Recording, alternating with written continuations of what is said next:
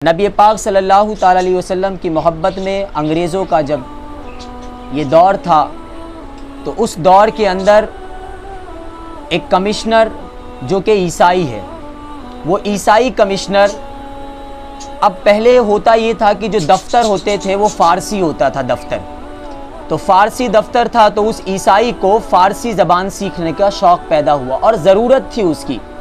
तो उसने एक मौलाना साहब मुकर्रर किया कि ये आएंगे और मुझे फ़ारसी ज़बान सिखाएंगे। उन्होंने मुकर्रर कर लिया फ़ारसी ज़बान सिखाने के लिए। वक्त तय हो गया कि वक्त वो उनके हवेली पर 4 बजे आएंगे और उसके बाद जो है उन्हें फ़ारसी का सबक पढ़ाएंगे। ये वक्त तय हुआ। अब मौलाना साहब जब उस कमिश्नर के हवेली पे जाते थे फ़ारसी पढ़ाने के लिए तो असर की नमाज और मगरिब की नमाज उनके ही हवेली में अदा करते थे, उनकी हवेली में अदा करते थे। और उस कमिश्नर की एक लौती बेटी थी जो उस दौर में बहुत ही खूबसूरत शहज़ादी थी और ईसाई मज़हब में रहने के बावजूद भी वो शहज़ादी कभी पादरियों के, कभी चर्च में, आप समझ जाए कि कभी उसने कदम ही नहीं रखी, बल्कि माँ बाप इसरार भी करते थे, उसके बावजूद भी वो शहज़ादी कभी चर्च में, गिरजा घर में गई नहीं। और उनके माँ बाप सोचते थे ये हया है, ये उसका पैकर है और ये जो है वो जनाब मरियम की कोई देन है, इस वजह से शायद ये शहज़ादी जो है वो गिरजा घर में नहीं जाती है। लेकिन ये उसका ईमान था, उसकी हया थी, वो कभी उस मज़हब में रहने के बावजूद भी इतनी हया और पर्देदार शहज़ादी थी कि कभी गिरजा घर वो गई नहीं, कभी उसने कदम ही नहीं रखा। बल्कि जब वो बलूगियत तक पहुंची, उम्र बढ़ी, तो उसने सिलसिला तालीम बाहर से वो भी ख़त्म कर दिया और जो तालीम हासिल करना होता वो घर के अंदर ही तालीम हासिल करती, किसी से मुलाकात नहीं, किसी के पास जाना नहीं। यानी जिस तरह एक इस्लाम की शहज़ादी को हुक्म है पर्दे में रहने का, हू बहू वो शहज़ादी ईसाई मज़हब की थी लेकिन रहती इस्लाम के खातून की तरह, यानी वो कभी किसी से मुलाकात नहीं करती। अब होना क्या था कि वो जो मौलाना साहब थे वो असर की नमाज़ पढ़ते थे और मगरिब की नमाज़ जब आप अदा करते थे तो वो आवाज़ जो होती है मगरिब की नमाज में क़िरात की, वो ऊंची होती है।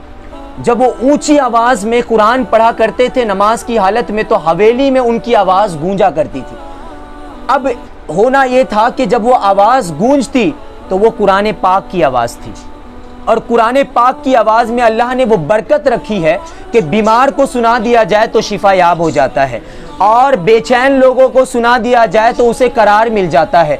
और जो है वो ऐसे घरों के अंदर जो परेशान हो उस घर में कुरान पढ़ दिया जाए तो परेशानियां दूर हो जाती है। यानी हर मर्ज की इलाज अल्लाह ने कुरान पाक में रखा है। जब मौलाना साहब कुरान पढ़ने लगे तो शहज़ादी अपने कमरे से बाहर निकली और उसका गुज़र जो है उस कमरे के पास से जब हुआ तो उसके कान में कुरान पाक की आवाज़ जब गई तो वो रुक गई और रुकने के बाद पहली मर्तबा उसके बदन पे रिक्कत तारी हुई कि यह आवाज़ कैसी है। जब वो खिड़की से झांक कर देखी तो वो शौक हो गई और जो है वो हैरान रह गई कि एक मौलाना साहब है, एक शख्स है जो कुरान की तिलावत कर रहा है और ये हरकत क्या है कि हाथों को बांधा हुआ कोई शख्स एकदम मुतमईन खड़ा है, कभी रुकू में जा रहा है, कभी पेशानी को जो है वो ज़मीन पर टिका रहा है, आजिज़ी वो इनकिसारी दिखा रहा है। आखिरकार ये इबादत कैसी है? पहली मर्तबा उस शहज़ादी ने ऐसी इबादत को देखी थी और वो हैरान रह गई उस इबादत को देखकर। लेकिन नमाज की बरकत तो अपनी जगह पर उसके दिलों पे कुरान असर करता जा रहा था।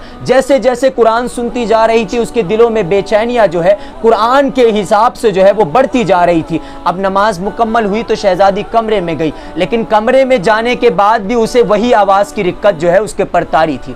वो उसी कुरान की आवाज़ की मगन में जो है वो गुम थी। दूसरा दिन हुआ, उसको अपनी किताबों की तालीम पे दिल नहीं लग रहा है, अपनी पढ़ाई में दिल नहीं लग रहा है, बस उसे वक्त का इंतजार है कि मगरिब का वक्त कब होगा, मौलाना साहब कब कुरान की तिलावत करेंगे और मैं वो आवाज़ सुनेगी। वक्त गुजरना था कि मगरिब का वक्त हुआ, मौलाना साहब फिर नमाज पढ़ने खड़े हुए और उन्होंने जब कुरान की तिलावत ऊंची आवाज़ में की तो वो शहज़ादी फिर कान लगा के सुनने लगी। आज खाली बदन पे रिक्कत नहीं तारी हो रही है बल्कि कुरान का असर उनके सीनों में इस तरह उतर रहा है कि आज आंखों से आंसू भी निकल आया। हत्ता कि यूं समझ ले कि कुरान से उनको जो है प्यार और मोहब्बत जो है बढ़ता गया और नमाज के उन अदाओं को देखकर वो समझते गई कि जिस कुरान के अंदर अल्लाह ने ये तासीर रखी है कि मेरे सीने पे असर कर गई और वो असर सीने से निकलकर आंखों से बहने लग गई। यकीनन ये किसी इंसान का कलाम नहीं, यकीनन ये रूह से जुड़ा हुआ कोई कुदरत का कलाम है। और अगर इनके नबी ने इन्हें ये कलाम अता किया है,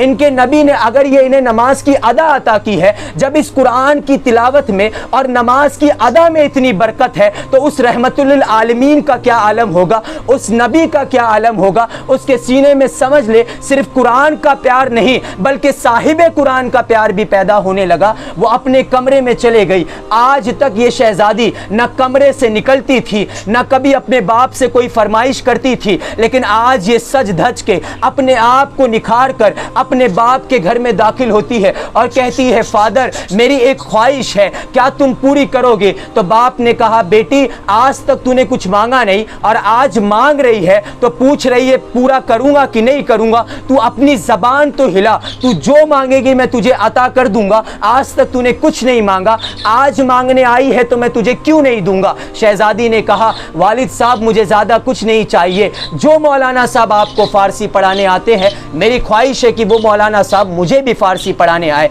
अब कहका लगा कि बाप ने हंसा, कहा इतनी सी बात थी और इतनी तमहीद बांध रहे थे, अगर तुम डायरेक्ट भी कहते तो बात पूरी हो जाती। पीठ पे बाप ने थपकाया और कहा, जा कल से तुझे भी वो मौलाना साहब फ़ारसी पढ़ाएंगे। अब होना क्या था, दूसरा दिन आया तो वालिद साहब को फ़ारसी पढ़ाने के बाद बेटी के कमरे में गए और बेटी को जो है वो फ़ारसी पढ़ाना जो है आपने शुरू किया, क्योंकि जहानत तेज थी, महारत तेज थी और जो है बसीरत तेज थी। तो चंद माह के अंदर फ़ारसी ज़बान पर महारत हासिल कर ली। उमूर जो है वो आप समझ ले कि पूरी तरीके से काबू जो है फ़ारसी ज़बान के ऊपर शहजादी ने पा लिया। अब जब फ़ारसी ज़बान पे शहजादी ने काबू पा लिया तो दूसरी किताबें जब पढ़ाने के लिए मौलाना साहब आए तो उन्होंने एक दरख्वास्त रखा, कहा मौलाना साहब मेरी ख्वाहिश है, मैं चाहती हूँ कि फ़ारसी ज़बान की मुस्तनद किताबें जो आपके नबी की सीरत पर है वो किताबें मुझे ला के दी जाए, मैं पढ़ना चाहती हूँ। मौलाना साहब हैरान रह गए इस फरमाइश पर कि ईसाई घर की लड़की हमारे नबी के सीरत की मुस्तनद किताबें क्यों चाहती है, लेकिन आप खामोश रहे और आपने चंद किताबें ला कर दे दी। अब देखे ये मुस्तफ़ा जाने रहमत की सीरत पढ़ने लग गई। ये शहजादी पढ़ती, कभी वल्लैल जैसी जुल्फ़ों को पढ़ती, कभी वद्दुहा के चेहरे पर पढ़ती, कभी जो है इसी तरीके से जो है सीने मुबारक की तारीफ पढ़ती, कभी सुरमगी आंखें पढ़ती, कभी पतली पतली गुले कुदसी की पत्तियां वाली जो है लबों को पढ़ती। इस तरीके से हुजूर की सीरत को पढ़ती गई और हुजूर की दीवानी बनती गई। हुजूर का मोहब्बत उसके सीने में उतरने लगा और उसने आसमान की तरफ देखकर कहा, या मोहम्मद सल्लल्लाहु अलैहि वसल्लम आप गवाह हो जाइए कि मैंने ईसाई धर्म को छोड़कर आपकी गुलामी इख्तियार कर ली है और मैंने इस्लाम को कबूल कर लिया है। अब इन्होंने जो है वो ईमानी तौर पर इस्लाम कबूल किया था, लेकिन इश्क जो है इतना बढ़ता गया कि मौलाना साहब से एक दिन कह दी कि मैं जो है इस मजहब में पहले भी नहीं थी, क्योंकि मैं कभी गिरजा घर तो गई नहीं, मैं कभी जो है ईसाइयों के साथ कभी मैंने चर्च में कदम रखा नहीं, मुझे इस्लाम कबूल कराइए और मुझे जो है मुस्तफ़ा जाने रहमत का गुलाम बनाइए। ये शहजादी की ख्वाहिश थी, लेकिन चूंकि मौलाना जो थे वो ड्यूटी पर थे और ड्यूटी भी उस दौर की ड्यूटी, अंग्रेज़ों की ड्यूटी। अगर मुसलमान की इस साजिश के बारे में पता चल जाता तो मौलाना साहब को पता था कि इसकी सज़ा सिर्फ मौत है, इसके अलावा दूसरा कुछ नहीं मिल सकता। इसलिए मौलाना साहब थोड़ा सा सहम गए, डर गए, लेकिन शहजादी ने कहा, मुझे तुम्हारी मजबूरी पता है, मैं किसी को बताऊंगी नहीं, आप जो है अकेले हैं और मैं भी हूँ, आप मुझे कलमा पढ़ाए, मुस्तफ़ा जाने रहमत का गुलाम बना ले। मौलाना साहब ने इकरार किया और कलमा पढ़ाकर जो है उसे मुसलमान बना दिया। अब होना क्या था, जब शहजादी मुसलमान बन गई तो हुजूर की सीरत भी पढ़ती, जब रात हो जाता तो कमरे को बंद करती, इशा की नमाज पढ़ती और उसके बाद तस्बीह पढ़ने बैठ जाती, कभी सलातो सलाम पढ़ती, कभी हुजूर पे नात पढ़ती। इतनी मोहब्बत आज मैं आपको बताता हूँ कि जब इस्लाम में आने के बाद या इस्लाम से पहले अगर कोई मेरे मुस्तफ़ा से प्यार कर ले तो अल्लाह उसे कैसा अजर अता करता है, और इस्लाम में आने के बाद अगर कोई नबी से सच्चा इश्क करे और सच्ची मोहब्बत करे तो फिर अल्लाह उसे कैसा अजर अता फरमाता है। ये शहजादी सच्ची मोहब्बत में डूब गई। मुस्तफ़ा जाने रहमत का मुखड़ा जो है अब शहजादी जो है वो तलब करने लग गई। हुजूर का हुस्न पढ़ती तो हुजूर के हुस्न में गुम हो जाती। इतना प्यार, इतना प्यार, इतना प्यार कि कई दिनों तक रोजे से रहती और उसे पता भी नहीं चलता। और जो है उसी हालत में अब पता चला मौलाना साहब को कि शहजादी अलील हो गई, तबीयत उनकी बिगड़ गई है, आज वो पढ़ाई नहीं करेगी। लेकिन जब जाने लगी तो आपने अपने गुलामों से कहा कि उस मौलाना साहब को बुला के लाओ। मौलाना साहब जब घर के अंदर तशरीफ़ लाए तो शहज़ादी ने कहा कि मुझे लगता है कि मेरा आखिरी वक्त आ गया है और हर वक्त मुझे महबूब खुदा का जो है रुख मेरे आंखों के सामने से हटता नहीं, हर वक्त मुझे उनका ही जलवा नज़र आता है, हर वक्त मुझे उनकी ही याद रहती है। लगता है मेरा बुलावा करीब आ गया, लगता है मदीने वाले ने मुझे याद कर लिया है। मेरी मोहब्बत, मेरा दिल का करार, अब सब कुछ मदीना है, मेरी सारी ज़िंदगी मदीना है, बल्कि मेरा अगर चैन देखना है तो मदीने की तरफ ही है, मेरा सब कुछ मदीना है। इसलिए क्योंकि गुंबद खजरा और हमारा सब कुछ गुंबद खजरा कल भी था और आज भी है, मेरे नबी से मेरा रिश्ता कल भी था और आज भी है। बतला दो गुस्ताख नबी को गैरत मुस्लिम जिंदा है, उन पे मर मिटने का जज्बा कल भी था और आज भी है। शहजादी फरमाती है कि मैं जो है नबी के मोहब्बत में डूब चुकी हूँ। अब मौलाना साहब ने कहा अच्छा बताइए तो बात क्या है। शहजादी कहने लगी मेरी एक वसीयत है, आप इस वसीयत को पूरी कर देना। अब आप भी गौर से सुनना कि शहजादी ने इश्क रसूल में डूब के वसीयत क्या की। वसीयत ये की कि उन्होंने कहा कि मुझे मालूम है कि मेरे माँ बाप को नहीं मालूम कि मैं इस्लाम धर्म में आ चुकी हूँ, उन्हें अभी भी यही लगता है कि मैं ईसाई मजहब के अंदर हूँ, लेकिन देखना मैं बताना भी नहीं चाहती, इसलिए क्योंकि अगर मैं बता दूंगी तो आप भी खतरे में पड़ जाएंगे और जितने मुसलमान हैं वो सब खतरे में पड़ जाएंगे। तो करना क्या है, अगर मेरा इंतकाल हो गया और मेरा इंतकाल होने के बाद ये अपने रस्म के हिसाब से मुझे ईसाई कब्रिस्तान में दफन कर देंगे। मेरी वसीयत इतनी है कि मैं इन काफिरों के दरमियान एक मिनट भी नहीं रहना चाहती, मुझे दफन कर देने देना, लेकिन वसीयत यह है कि मुझे ईसाई कब्रिस्तान से निकाल कर मुसलमानों के कब्रिस्तान में डाल देना,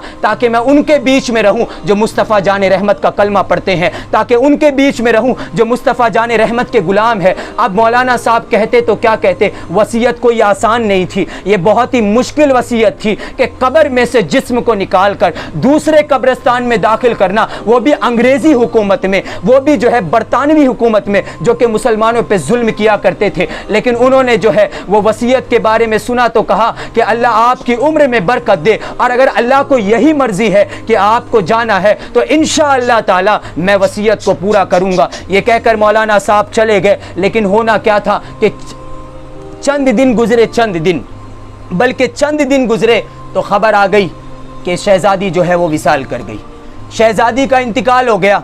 अब पूरे इलाकों में ये खबर गूंज गई कि शहजादी का इंतकाल हो गया।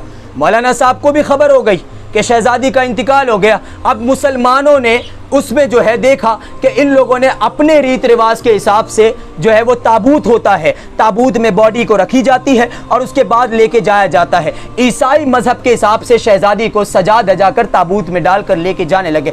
मौलाना भी उसमें ही शामिल हो गया। अब वो गए और जाने के बाद जब दफन किया तो मौलाना साहब ने उनके लिए मन में दुआ की, और जब सारे निकल गए तो कब्र पे आपने निशान कर लिया। वजह क्या थी, क्योंकि वसीयत पूरी करनी थी। कब्र पे निशान किया और आप घर आए। अब घर आने के बाद सोच रहे थे ये काम किया कैसे जाएगा। आपने 4 अपने मुखलिस दोस्तों को तलाश किया, ईमानदार दोस्तों को तलाश किया, और उन्हें आपने शुरुआत से लेकर आखिर तक पूरी बात बताई। तो सुनना क्या था कि सारे रो पड़े, कहने लगे ऐ मौलाना साहब, हमारे ही इलाके में इतना ईमान अफरोज वाकया गुजरा और आपने हमें बताया भी नहीं। खैर आपने बताया तो नहीं, लेकिन अब हम उस शहजादी की वसीयत पूरी करेंगे। ये 5 मिलकर जो है वो ईसाई कब्रिस्तान में पहुंचे। वहां पे निशान लगाया हुआ कब्र आपने तलाश किया, कहा यही है। जब हटाया गया तो मौलाना साहब हटाने के बाद नीचे उतरे और ताबूत को हटाने के बाद जब देखे तो आपकी चीख निकल गई। कहने लगे वल्लाह ये तो वो शहजादी नहीं है जो दफन करके गए थे, ये तो कोई और शख्स है। ये कौन शख्स है? सारे हैरान रह गए।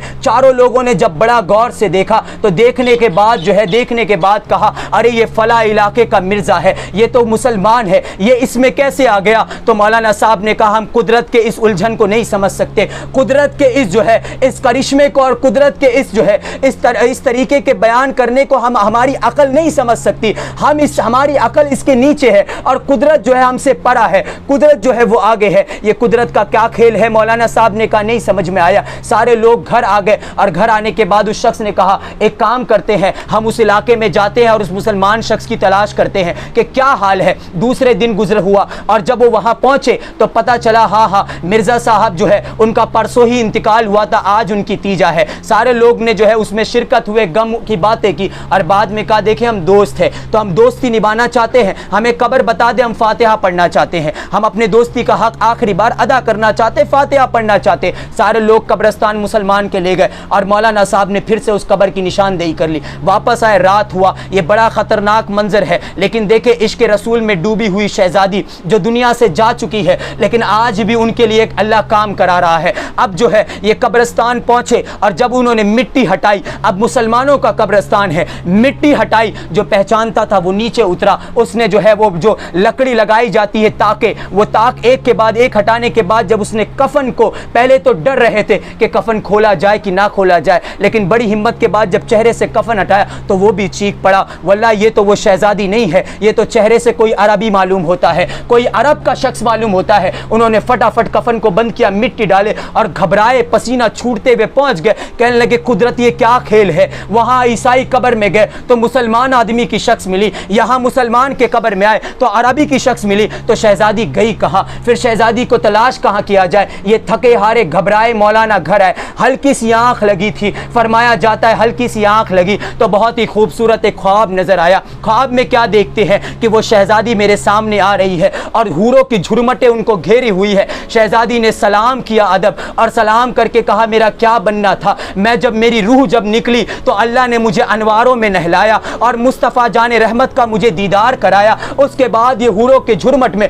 मैं जन्नत में आज परियों के बीच में, हूरों के बीच में घूम रही हूँ। और तू हैरान है ना कि मैं कहाँ गई, तो सुन ले मैं कहाँ हूँ। वो जो अब मेरा जब इंतकाल हुआ तो उस दिन 3 लोगों का मुझे मिलाकर इंतकाल हुआ। एक अरबी शख्स का इंतकाल हुआ, एक उस मिर्ज़ा का इंतकाल हुआ और एक मेरा इंतकाल हुआ। वो जो मुसलमान था उसे क्रिश्चियनों से प्यार था, वो जो मुसलमान था उसे इंग्लिस्तान जाने का शौक था, वो जो मुसलमान था उसे ईसाई मजहब से प्यार था। अल्लाह ने उसे मुसलमान के कब्रिस्तान से निकाल कर ईसाई मजहब में डाल दिया और वो जो अरबी था उसे हिंदुस्तान में रहने का प्यार था। मैं अक्सर कहता हूं कि अरबी तेरी किस्मत के बारे में मैं क्या कहूं कि मदीना मुनव्वरा को छोड़कर तुझे ये हिंदुस्तान प्यार आया। ये हिंदुस्तानियों को देख, आज भी दुआ करते हैं अल्लाह आपकी जो है रहमतें हो जाए, आपकी बरकतें हो जाए तो ये जिस्म की रूह जन्नतुल बकी में निकल आए, हमें दफन होने के लिए जन्नतुल बकी में 2 गज जमीन मिल जाए। हमारी तो ये तकदीर और ये किस्मत की दुआ है। लेकिन वो अरबी हिंदुस्तान से प्यार करता था। शहजादी फरमाने लगी अल्लाह तबारक तआला ने उसे जन्नतुल बकी से निकाल कर हिंदुस्तान के उस मुस्लिम के कब्रिस्तान में दफन किया। और मुझे मदीने वाले से प्यार था, मुझे मुस्तफ़ा जाने रहमत से प्यार था। मेरी जिंदगी का वो आखिरी हिस्सा मुस्तफ़ा जाने रहमत की मोहब्बत में गुजरा, उनकी सीरत पे अमल करके गुजरा, उनके प्यार में गुजरा। और मेरी ख्वाहिश थी कि मैं जन्नतुल बकी में दफन किया जाऊं। तो सुन लो, मौलाना से कहने लगी सुन ले, इसीलिए अल्लाह तबारक तआला ने मुझे ईसाई कब्रिस्तान से निकाल कर, मुझे ईसाई कब्रिस्तान से निकाल कर जन्नतुल बकी में दफन कर दिया। अगर आज तुझे मुझे देखना है तो आ, मैं मोहम्मद अरबी के कदम में आराम फरमा रही हूँ। तो ये जो मर्तबा मिला उस शहजादी को, ये किसका है? ये इश्क रसूल का है। ये उन्होंने प्यार किया तो देखे इससे पता चल गया, इससे पता चल गया कि बंदा अगर हिंदुस्तान में भी दफन हो जाए और इश्क रसूल का दाग लेकर दफन हो जाए तो ज़रूरी नहीं कि वो माहिम और ताड़वाड़ी के कब्रिस्तान में होगा। अगर कब्र खोदी जाएगी तो ये बिल यकीन, मेरा यकीन है कि अगर उसकी ख्वाहिश मदीने वाले के पास होगा, उसका दिल मदीने वाले के पास होगा, तो अल्लाह उसे वहाँ से निकाल कर जन्नतुल बकी में दफन कर देगा। जन्नतुल बकी में तो इश्क रसूल का दाग लेके जाना है, इश्क रसूल का जो है वो प्यार लेकर जाना है। इसलिए क्योंकि कब्र अंधेरी है और कब्र अगर अंधेरी है तो वहां कोई चिराग काम आएगा तो इश्क रसूल का चिराग काम आएगा। इसलिए मिलाद मुस्तफ़ा ये हर किसी के तकदीर में नहीं लिखा है, ये सुन्नियों की तकदीर में इसलिए लिखा है क्योंकि आज के दौर में अगर कोई सच्चा मुसलमान और ईमान के रास्ते पे चलने वाला अगर कोई आपको नजर आएगा तो वह अहले सुन्नत वल जमात नजर आएगी। इसीलिए हमसे कहा जाता है, कोई पूछता है कि ये मिलाद मनाना कहाँ लिखा लिखा है? हम कहते हैं ये सुन्नियों के किस्मत में लिखा है, ये सुन्नियों के मुकद्दर में लिखा है, ये इश्क रसूल के जो है वो पैकर और जाम पीने वालों में लिखा है। और अगर तुझे किताब तलाश करनी है तो मैं तुझे किताब बताता हूं। अगर तुझे मिलाद के सबूत चाहिए तो ये कौन सी किताब में पढ़ेगा मालूम है तुम्हें? अगर तुम्हें मिलाद की महफिल के बारे में पढ़ना है तो फिर इश्क वाली किताब में जाकर पढ़, और अगर इश्क वाली किताब तेरे पास नहीं है तो तू फिर मिलाद के बारे में नहीं पढ़ सकता। इसलिए अब इश्क वाली किताब मिलेगी कहां? तो मैं तुझे एड्रेस भी दे देता हूं। अगर इश्क वाली किताब पढ़ना है तो तुझे बरेली शरीफ जाना पड़ेगा। जब तू बरेली शरीफ जाएगा तो तुझे पता चलेगा इश्क की किताब क्या होती है। वो कमाल हुस्न हुजूर है कि गुमान नक्शे जहां नहीं, यही फूल खार से दूर है, यही शम्मा है कि धुआं नहीं। ये इश्क वहां मिलेगा जब वहां जाकर तू बरेली के इमाम और बरेली के मुजद्दिद के कदमों में बैठ के कहेगा कि बताओ तो मिलाद कहां मनाना है और मिलाद कब तक मनाना है। तो बरेली के इमाम कब्र से बोल उठेंगे कि हश्र तक डालेंगे हम पैदाइश मौला की धूम, मिस्ल फारिस नजद के किले गिराते जाएंगे, मिस्ल फारिस नजद के किले गिराते जाएंगे। तो ये मिलाद जो है ये हमारे लिए इश्क का पैकर है, ये हमारे लिए ईमान है, हमारी ईदों में सबसे बड़ी ईद है। तो हमें नजदियों, इन वहाबियों, इन देवबंदियों, इन अहले खबीसियों, इन लोगों के चक्करों में नहीं आना है, बल्कि जितना हो सके उतनी खुशियों के साथ, उतनी मोहब्बत के साथ अपने रसूल का मिलाद मनाना है, उतने प्यार के साथ अपने रसूल का मिलाद मनाना है। यही पैगाम मैं सब तक पहुँचा रहा हूँ। अल्लाह तबारक तआला हमें उस शहज़ादी जैसा इश्क रसूल अता करे, अल्लाह तबारक तआला हमें उस शहज़ादी जैसी किस्मत अता करे कि हमारा दिन भी जो है वो मुस्तफ़ा जाने रहमत की मोहब्बत में गुजरे।